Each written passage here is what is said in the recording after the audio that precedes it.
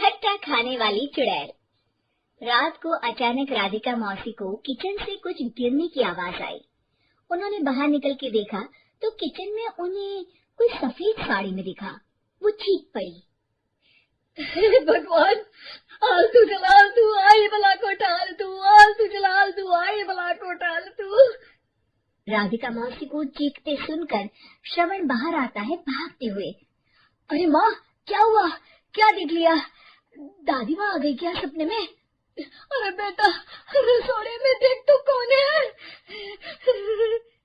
श्रवण रसोड़ी में झांक कर देखता है और उसे कोई नहीं दिखता अंदर। अब रसोड़ी में तो कोई नहीं है माँ। कोई सफेद साड़ी में नहीं है क्या? नहीं माँ, कोई भी नहीं है। चिल्लम चिल्ली की आवाज सुनकर काजल भी वहाँ आ जाती है। अब क्या हो गया माँ जी? अरे बेटा, रसोड़े में एक चुड़ैल थी सफेद साड़ी में। अरे क्या कर रही थी वो अंदर?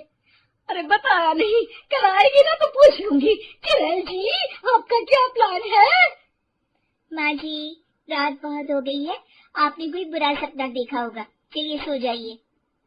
राधिका मौसी सोने तो चली जाती है पर उनको रात भर नींद ही नहीं आती। वो कुछ भी उलझुल बातें सोचने लगती है। कहीं चुड़ैल की वजह से तो घर में टेंशन नहीं हो रहा, कहीं उसी की वजह से तो वो दादी नहीं बन पा रही।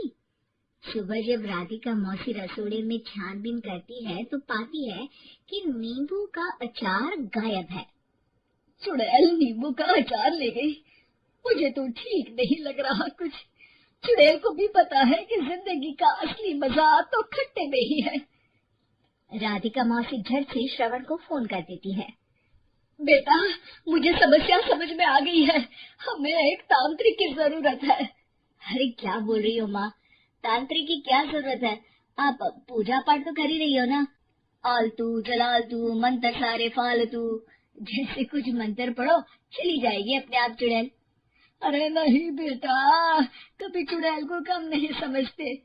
अरे तुझे पता भी नहीं चलेगा कि कभी वो छल करके काजल की जगह घर की बहू खुद बन जाएगी। क्या माँ, कुछ भी बोल रही हो? कहाँ काजल और कहाँ चुड़ैल? वैसे एक बात बताओ, काजल को अगर गाने के लिए बोल देना तो चुड़ैल काजल की आवाज सुनकर घर तो क्या, धरती लोग छोड़कर चली जाएगी। तुम ना पढ़े लिखे बच्चे हर चीज को मजाक समझते हो।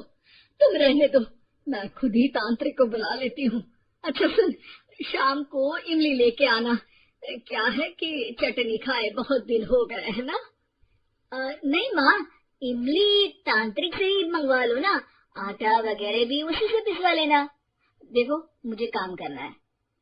श्रवण रात को कई तरह की सब्जियों के साथ माँ के कहने पे चटनी के लिए इमली भी ले आया था, लेकिन राधिका मौसी के दिमाग में अलग ही फिल्म चल रही थी।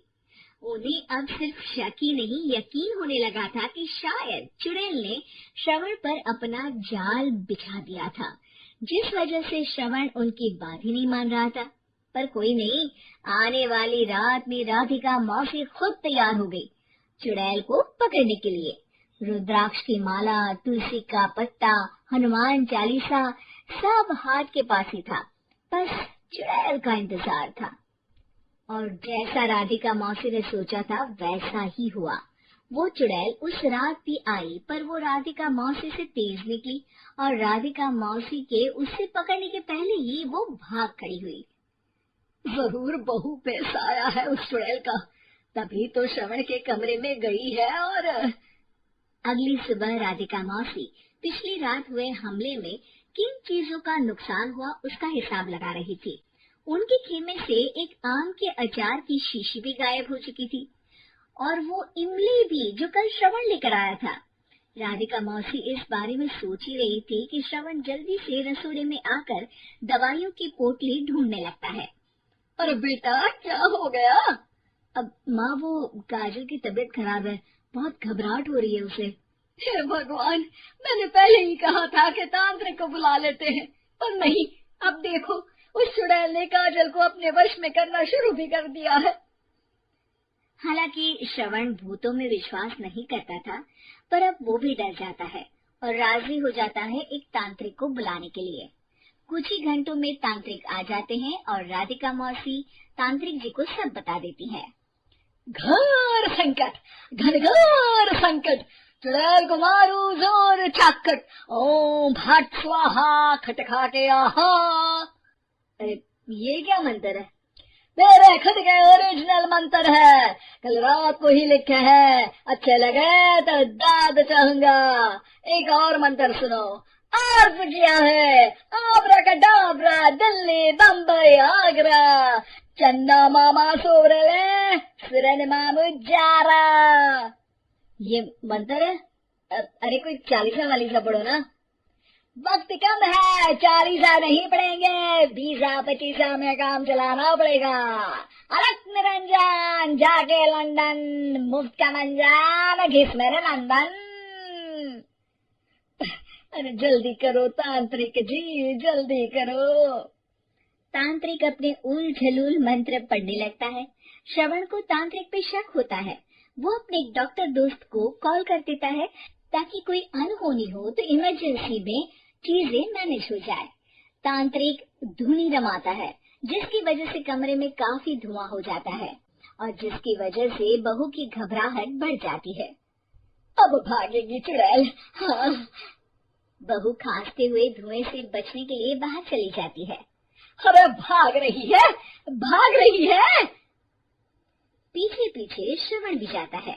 बहू एक सोफे पर बैठ जाती है। तभी डॉक्टर दोस्त आ जाते हैं और श्रवण को पानी लाने के लिए कहते हैं। थोड़े चेकअप के बाद डॉक्टर कहते हैं, मेरे हिसाब से जाप का काम पूरा हो गया है। क्या मतलब?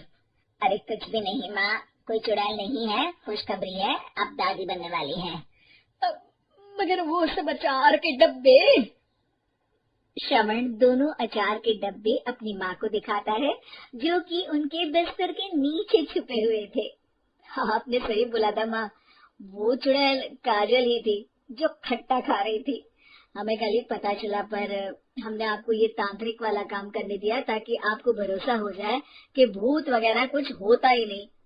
अच्छा अच्छा, ये तो बड़ी खुशी की बात है, पर बेटा मुझे एक झाड़ू तो ला दे। क्यों माँ? ये तांत्रिक का भूत उतारती हूँ मैं। अब तांत्रिक राधा मौसी के डर से घर से भाग निकलता है और राधा मौसी उसके पीछे भागती है। अरे संकट ये घनघोर है, तांत्रिक मुआ चोर है।